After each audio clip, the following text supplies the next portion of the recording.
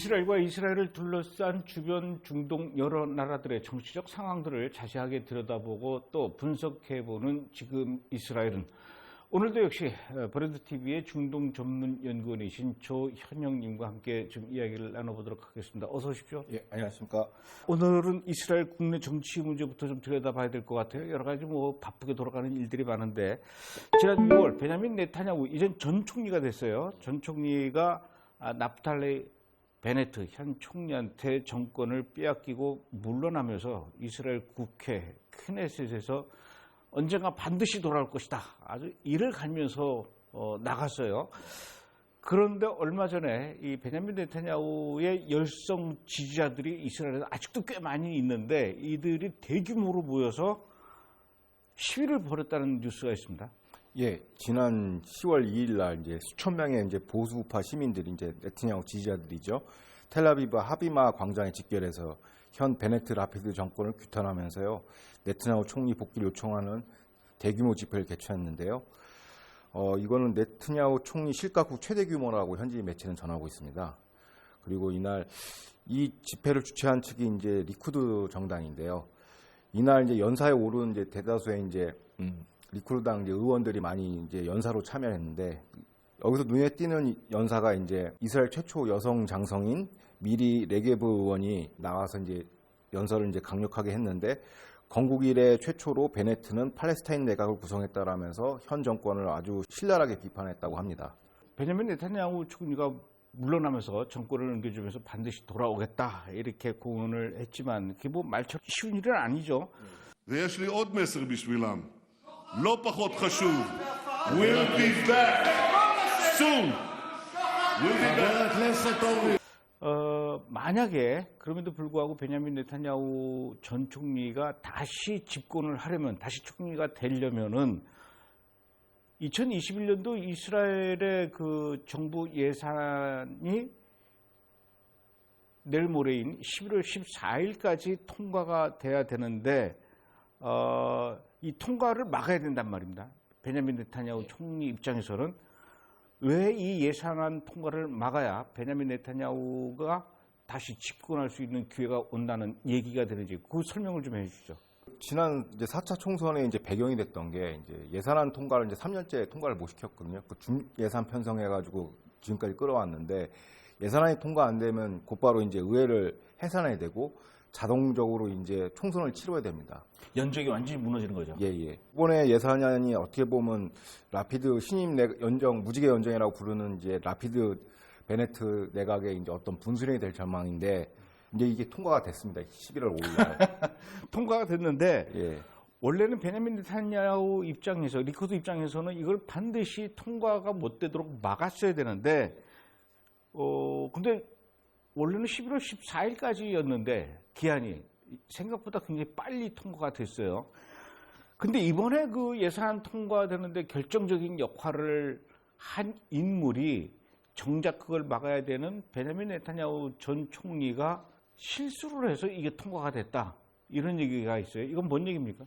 국회 투표에서 이제 예산안이 이제 61대 59로 간신히 통과됐는데요. 현지 매체를 이제 보니까 이제 네타냐후 전 총리와 샤스당 대표 아리에 다리에가 실수로 예산안 찬성표를 던졌습니다. 실수로. 네. 그래서 이제 61대 59로 이제 통과가 됐죠. 그래서 이제 이미 사실상 이제 예산안을 저지를 통해서 이제 정권을 획득해 오는 거는 네타냐후 입장에서 이미 끝난 거다. 근데 이제 왜 이런 실수를 저질렀냐가 이제 관심사 아니겠습니까? 제일 중요한 투표인데. 예, 근데 이제 네타냐후 성향의 매체, 그러니까 뭐 이스라엘도 정파별로 이제 매체들이 있으니까 이제 그걸 들여다보면은 이런 얘기를 하는 경우가 있어요. 그 예산 심의를 이제 주도하는 그 우리로 치면 국회의장이죠. 그 케네 스피커에 해당되는 이제 미키 리비라는 국회의장이 있는데 회의 주도를 굉장히 강압적으로 했다고 합니다. 이게 심의안 듣고 찬반 토론하고 뭐 등등 이런 절차를 거쳐야 되는데 이제 물론 야권 입장에서 이제 필리버스터를 하겠죠.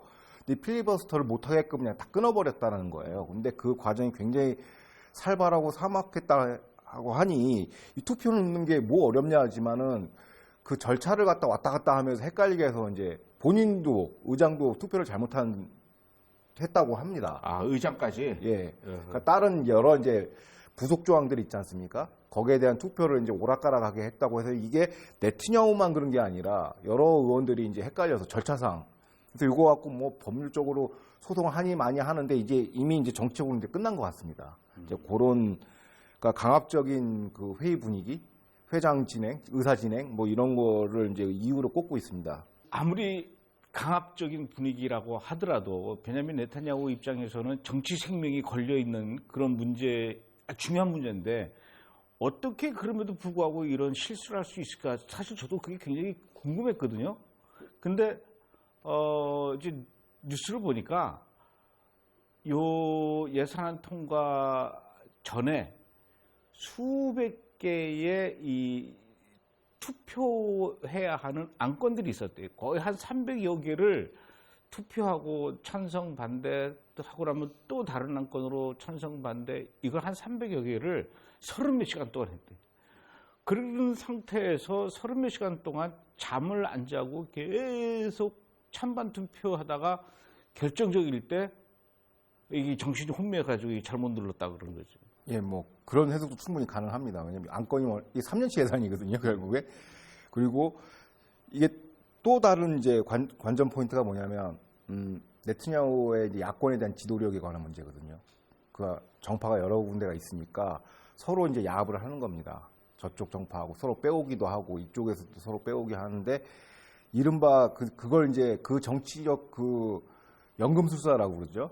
합의 정치를 잘 이끌어내고 딜을 정치적 딜을 제일 잘한다는 게 이른바 네트냐후 매직인데 요번에 그 매직이 통하지 않았다라는 거고요. 당장 이거 예산안 통과되고 나서부터 이제 내년 1월에 이제 리쿠르당에 대한 새로운 수장 선거가 프라이머리가 시작됩니다. 그러니까 경쟁자가 이미 나타난 거죠. 그 당내에서도 네트냐후 갖고 이제 안 된다라는 것도 있고 어떻게 보면 정치력이 약화라고 볼 수도 있습니다.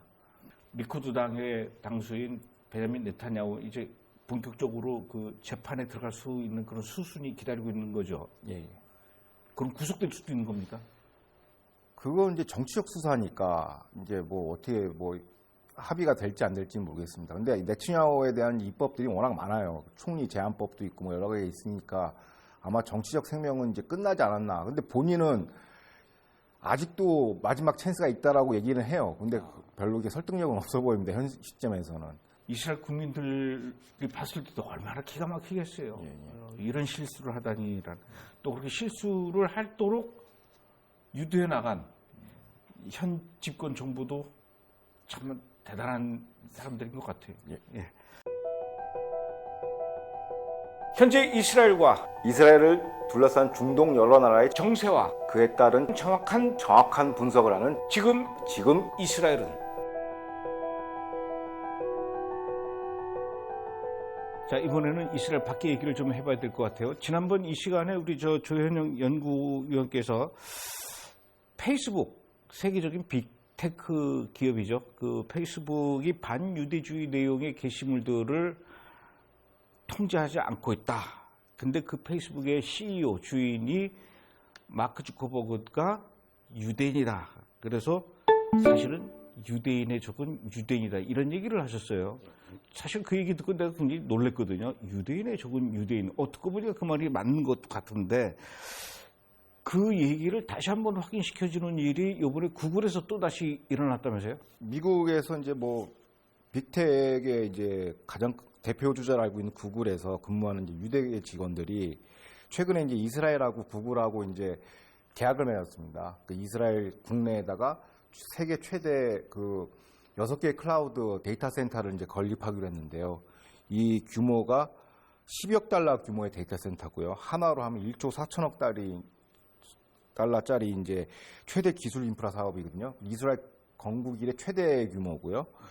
그거 이제 협약을 맺어서 이제 진행하는 과정에서 구글에 있는 이제 이른바 유대계 직원들이 이제 반기를 든 거죠. 왜 반기를 들었냐?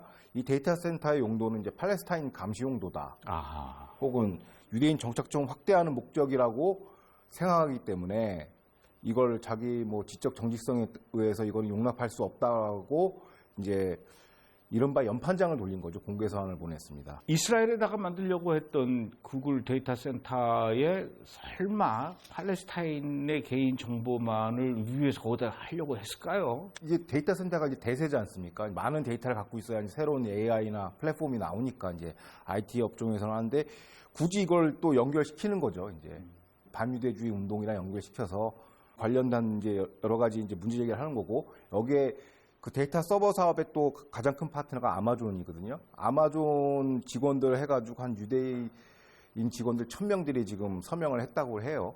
무기명으로 J라는 이제 이니셜로 해가지고 했다고 하는데 그렇게 주장을 합니다.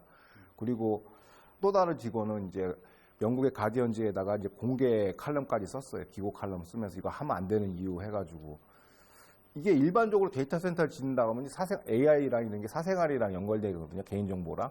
그걸 왜 수집하냐, 그 많은 정보가 왜 필요하냐. 그런 일반적인 문제제기가 있었는데 이제 여기다가 팔레스타인 주제를 끼워 넣는 거죠. 이런 분위기 속에서 미국에서 꽤 큰 그래도 유명한 아이스크림 우리나라에는 안 들어온 것 같은데 우리나라에도 들어왔는지 잘 모르겠어요. 예. 베넨젤리스 있는데. 있습니까? 이 베넨젤리스가 옛날도 아니고 얼마 전에 그 이스라엘이 그 서한직으로 불법 점거하고 있으니 우리는 이스라엘에 베넨젤리스에서 만든 아이스크림 팔지 않겠다. 이렇게 판매를 중단 선언한 적도 있었습니다. 예, 지난 7월 달에 있었거든요. 이제 베넨제리에서 이제 서한지구에다 이제 판매 안 한다라고 해서 그때 좀 논란이 됐었는데요. 이게 이제 대표적으로 이제 BDS 운동이 반유대주의 운동의 하나라서 유대인 관련 기업 투자 철회, 보이콧, 제재를 상징하는 이제 하나의 반유대주의 운동인데 여기 이제 기업이 동참을 한 거죠. 베넨젤리스라는 기업이.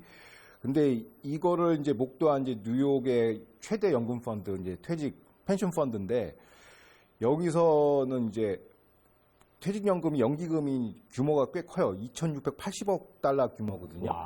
그 총 연기금 펀드 총액이 이제 317조 규모거든요. 우리나라 돈으로. 예. 야. 미국 포춘 500대 기업에 다 주식을 이제 투자하고 있습니다. 수익률 내서 이제 연금 수익을 다시 이제 가입자들한테 돌려줘야 되니까. 그런데 최근에 베넨젤리스가 이제 BDS 운동으로 이제 설화 사건을 겪었지 않았습니까? 근데 베넨젤리스의 그 지주회사인 모회사이자 유니레버의 현재 뉴욕주 퇴직연금이 1억 1,100만 달러가 지금 주식을 이제 홀딩하고 있었거든요. 근데 BDS 운동을 개입했다는 이유로 이제 뉴욕 퇴직연금 우리로 치면 이제 감독원이죠. 금융감독원 같은 거. 예, 연금위원회죠. 연금을 이제 어떻게 집행하고 어디 투자하냐 그 감독원에서 반유대주의 운동을 하는 유니레버스 징벌적으로 주식을 다 빼버렸습니다. 팔아버렸습니다. 그 규모가 1,301억 한국 돈으로 1,301억 규모를 이제 주식을 다 팔아치웠죠. 이에 대해서 라피드 외무장관도 아주 화답하는 분위기고요. 그 다음에 이제 이런 흐름이 뉴욕 퇴직연금만 한정되는 게 아니라 플로리다, 뉴저지, 아리조나주도 이제 따라서 이제 반유대주의 운동하는 기업에 대해서는 이제 징벌적으로 이제 주식을 다 매각하겠다고 이제 벼르고 있는 과정이 있습니다. 야, 미국의 구글, 페이스북은 반유대주의 운동을 지금 부추기고 있고 또 이 뉴욕 연기금 이쪽은 또 이제 그거에 맞서서 또 이렇게 주식을 빼기도 하고 그야말로 유대인들과 이스라엘을 두고 눈에 보이지 않는 전쟁이 지금 벌어지고 있는 그런 상황인 것 같아요. 감독님도 잘 아시겠지만 베네트도 저기 브루클린 출신이거든요. 그 뉴욕 출신들이 굉장히 많아요. 유대인들이. 거기에서 이제 약간 우성향, 친이스라엘 성향, 반 진보적인 이제 유대인들이 있는데 그들 간에 이제 어떻게 보면 전쟁이라고 볼 수 있겠죠. 미국이 이럴진데 유럽은 오죽하겠습니까? 근데 이제 또 그 이런 반 이스라엘 정서가 페이스북이나 구글이나 이런 베넨젤리스 이런 기업뿐만 아니라 언론계에서도 미국 언론계에서도 만연하고 있다고요. 뉴욕타임스가 2019년에 미국에서 발생한 반유대 살인사건 관련한 칼럼에 대해서 게재를 거부한 사건이 있었습니다. 이 폭로가 누구한테 나왔냐면 뉴욕타임스 전 논설 편집 기자인 바리 바이스로부터 폭로가 나왔는데 당시에 그 편집 기자는 2019년에 발생한 저지시티 코셔 식료품에서 발생한 유대인 총기 난사 사건, 또 뉴욕에서 한우카를 주례하는 라피 피격 사건 등에 대해서 칼럼으로 이제 정리를 했습니다. 근데 그 칼럼 제목이 미국 역사상 가장 극악한 반유대인 범죄였다고 통계를 딱 명확하게 제시해서 칼럼을 제출했는데 뉴욕타임스 편집국에서 이거를 우리 표현으로 하면 데스크에서 그냥 잘라버린 거예요. 그럼 자른 사유가 뭐냐 했더니 뉴욕타임스 편집국은 사건 용의자가 백인 우월주의자가 아니라면서 그러니까 공화당 지지자를 공격하는 칼럼이 아니기 때문에 부적격 사유라고 바이스 기자는 밝혔습니다. 언론의 자유가 그래도 꽤 많이 이렇게 보장되어 있다라고 하는 미국에서도 이런 일들이 생기네요. 예. 그 바이스는 그러면 유대인입니까? 기자는? 유대인이죠. 유대인인데 이분도 여성 기자인데 이제 미국의 가장 보수 성향이 이제 카멘테이러가 이제 벤 시페로라는 사람이 있는데 그분의 방송에 출연해서 이제 폭로를 한 거죠. 이 사건을 계기로 2020년에 이제 퇴사를 했습니다. 바이스 기자는. 스스로 나온 겁니까? 잘린 겁니까? 본인 말 퇴사라고 합니다. 그러나 퇴사할 수밖에 없는 압력이 있었겠죠. 또. 그렇죠. 네. 그래서 이제 미국의 이제 언론 지형을 보면은 이제 뉴욕 타임스 같은 경우는 친민주당 매체이기 때문에 공화당이 불리한 뉴스가 아니면 뉴스 가치가 없다고 판단합니다. 근데 여기에 이제 뭐 시체말로 재수없게 이제 반유대 이슈가 걸려버린 거죠. 근데 만약에 이 반유대 범죄를 저지른 게 무슨 백인 우월자거나 나치즈나 이런 사람이었다면 아마 보도를 했을 겁니다. 근데 뉴욕타임스가 좋아하는 전형적인 백인 우월자들이 아니기 때문에 이제 기사 게재를 안 했죠. 이것도 마찬가지로 뉴욕타임즈가 이럴진데 다른 신문들은 오죽하겠냐는 얘기죠. 마지막으로 그 편집 기자는 특정 정파적 담론이나 이념에 부합하지 않으면 사건의 진실과 상관없이 논설란에서 게재 불가 판정을 받는다라고 토로했습니다. 참나. 언론계뿐만 아니라 요즘은 또 이 서부 쪽에 있는 미국 헐리우드 영화계에서도 반유대주의가 극성이라면서요? 전 세계 이제 유대인 매체들이 굉장히 많은데, 그러니까 뉴욕에 소재한 이제 알제 마이너 매체라는 데에서 이제 주로 언론 비평, 문화 비평 기사를 주로 이제 분석을 하는데요. 반유대주의 관해서. 근데 지난 10월 19일 날 보도에 따르면 서방 언론과 평단들은 친 팔레스타인 반이스라엘 영화에 대한 찬사가 연일 이어진다고 발표했습니다. 왜냐하면 이 영화나 이런 문학 같은 데서는 이 비평 정보가 굉장히 중요하거든요. 그 비평에 의해서 이제 작품의 질이 높게 평가되고 낮게 평가되니까 이 비평 권력이 또 한 축을 이제 형성하고 있는데 대표적으로 이제 It Must Be Heaven, 뭐 메어, 시장, 오스카 수상작인 체크포인트 300이라는 팔레스타인 영화를 영국의 매체 가디언에서 아주 수작이라고 이제 찬사를 보냈습니다. 그 내용이 이제 가자 서안 지역에서 팔레스타인에 대한 이스라엘의 억압, 뭐 이런 식으로 이제 팔레스타인 눈으로 이제 이스라엘을 바라보는 뭐 획기적인 영화라고 이제 막 극찬을 하는 것이죠. 영국 매체에서도. 그럼 뭐 영국 매체만 그런 게 아니라 또 우리의 단골 손님 이제 뉴욕타임스도 마찬가지죠. 뉴욕타임스도 자살폭탄 테러범을 다룬 파라다이스 지금이라는 영화를 표면에 드러나지 않는 복잡성이 존재한다며 이제 폭탄 테러범을 미화시키는 영화를 갖다가 또 찬사를 했습니다. 제가 보니까 체크포인트 300이라는 제목만 봐도 서안지구로 들어가는 그 입구 그 문을 이제 보통 이제 체크포인트를 통해서 왔다 갔다 하거든요. 거기 이스라엘 군인들이 지키고 있단 말이에요.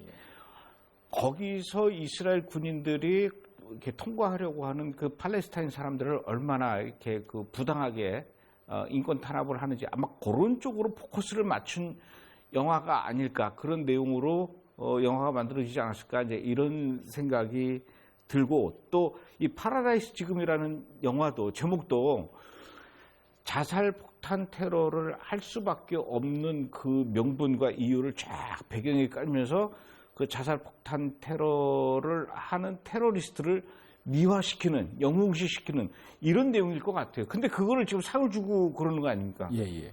그러니까 우리가 이런 거 익숙하잖아요. 팔레스타인 눈으로 이스라엘을 바라보는 이른바 내재적 접근, 그들의 방식으로 봐야지 제대로 보는 거다라는 뭐 우리가 좀 철진한 담론이 이제 여기서도 이제 활개치는 것이죠. 근데 결정적인 건 이제 언론계나 문화계는 뭐 약간 좌편향 됐다 치고 뭐 친팔레스타인이나 치는데 문제는 정관계에서도 이런 흐름이 있다라는 거예요. 그 대표적으로 이제 오바마 행정부 당시 CIA 국장을 지냈던 존 브레넌 CIA 국장은 더 기프트라는 이제 팔레스타인 영화를 찬양하는 이제 NYT 칼럼을 이제 외부 기고를 했습니다. 그러면서 제목이 뭐였냐면 참 바이든 대통령이 반드시 봐야 되는 팔레스타인 영화 해가지고 이게 뭐 또 체크포인트 비슷하게 그 검문소를 이제 거치는 이제 팔레스타인들의 심정을 이해해야 된다 관점으로 보자 뭐 이런 주의 이제 칼럼이었어요. 근데 문제는 이제 시기란 말입니다. 이 칼럼이 언제 나왔냐면 4월 말에 게재됐어요. 올해 4월 말에 무슨 일이 있었죠? 저기 한참 가자에서 이제 이스라엘 향해서 민간인적인 4,000발의 로켓을 발사했을 때 이제 이런 이제 팔레스타인 입장에서 세상을 이해하자 뭐 이런 류의 이제 칼럼이 나온 거죠. 이게 그냥 일반 무슨 뭐 좌익 운동가나 뭐 이런 사람들이면 상관이 없는데 CIA 국장까지 지냈던 이제 정관계 실세란 말입니다. 이런 사람들이 이런 편향적인 내용들이 이제 막 나오고 있는 실정이죠. 그러니까 누구를 탓할 수는 없는 것 같습니다. 보통 우리가 알기로는 전 세계 그 언론계, 특히 미국의 언론계 그리고 전 세계 그 문화예술계, 특히 영화계 여기는 다 유대인들이 장악했다 이렇게 알고 있었는데 그렇게 유대인들이 장악한 거에 대한 반감으로 이런 일들이 일어나는 게 아닌가 이런 생각이 좀 들어요. 근데 이게 이른바 프로그레시브 주라고 부르더라고요. 좀 진보적인. 그러니까 또 거기도 그 똑같이 이제 그 유대인의 조금 유대인인 거예요, 그러면? 예, 그러니까 그러니까 시오니스트 주와 약간 진보성의 프로그레시브랑 지금 싸우는 약간 그런 구도인 것 같습니다. 여기도. 그래서 그 아까 언급했던 벤 샤피로라는 그 보수 농객은요, 독립적으로 아예 매체를 만들 뿐만 아니라 영화까지도 만들어요. 그러니까 그냥 한류랑 따로 그냥 패러럴 유니버스처럼 하겠다. 그래가지고 그런 또 유대인도 존재합니다. 그나저나 참 미국에서 이렇게 반유대주의, 반이스라엘 이런 물결들이 흘러 넘치면 결국은 유럽과 아시아와 또 뭣도 모르고 또 한국도 또 거기에 발맞춰서 또 따라가고 이런 일들이 일어날까봐 그게 좀 걱정이 되긴 하네요. 하여튼 뭐 여러 가지로 좀 이스라엘도 그렇고 미국도 그렇고 오늘은 좀 우울한 얘기들만 잔뜩 나오네요. 예, 예. 예. 오늘은 여기까지 하겠습니다. 예, 고맙습니다.